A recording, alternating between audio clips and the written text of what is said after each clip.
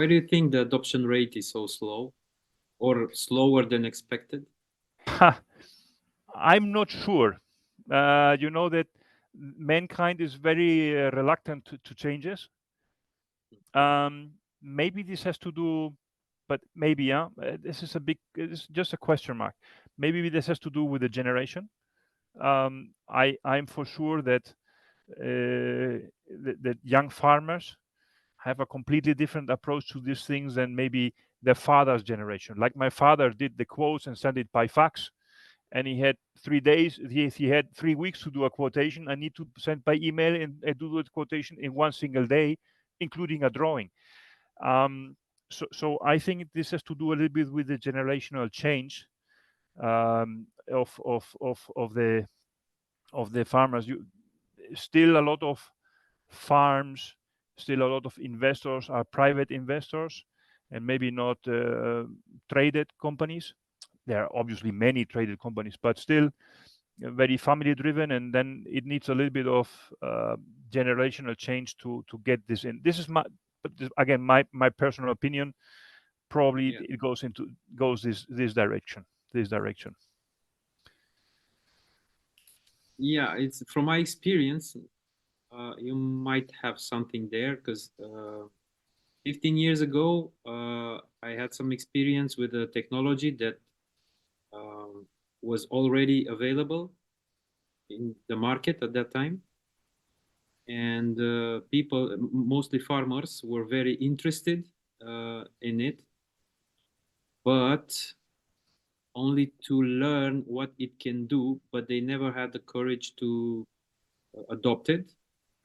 And Correct. only the past few years really started to get some air beneath its wings, Yes. and really taking off.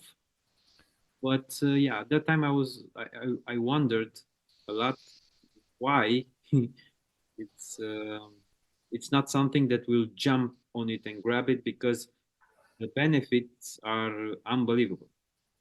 Yes, I agree with you. And again, I think this has to do a little bit of the generational change, maybe with the education of the people, where you say, where is the return on investment? Um, it's sometimes a little bit difficult to make people understand where the benefit is. But again, I think it will come slowly. It depends.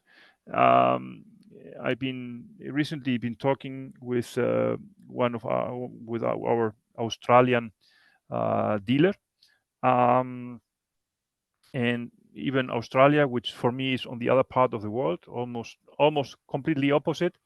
Was very interesting that they already adopt solutions which here are not yet adopted. Let's say let's say Europe, Middle East, and Africa, but Yeah, over there it's a standard, like in Canada or the US.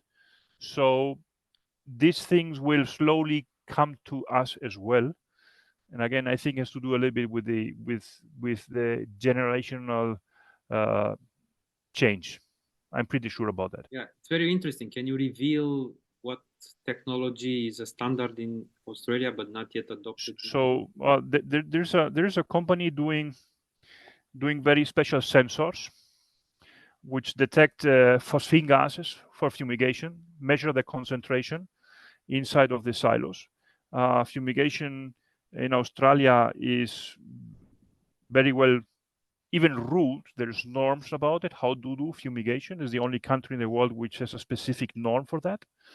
And in this company, we've spoken a lot of times in trying to get these sensors to the market, which measure all kinds of not phosphine, but also temperature, and give a lot of feedback to the user about grain management.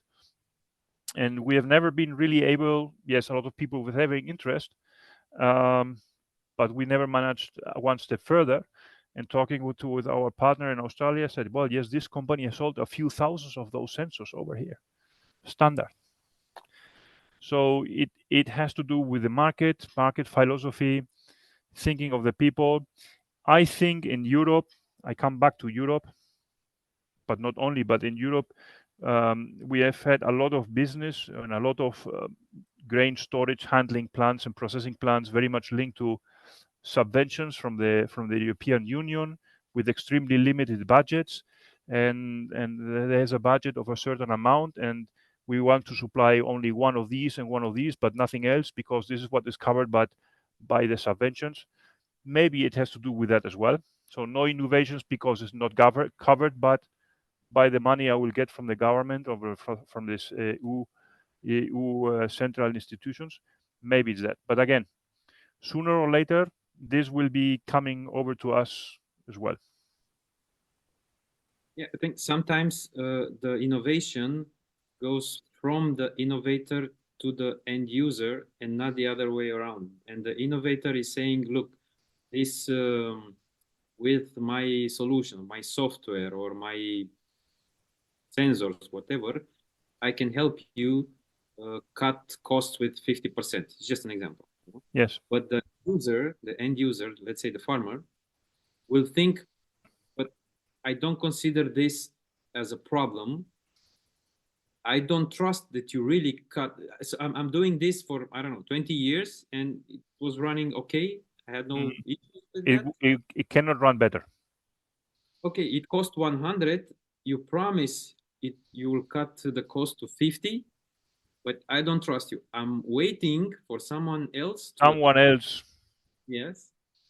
Then I can see with my own eyes that you are not cheating me, or it's correct what you're telling me. Yes, we have this situation many times as well.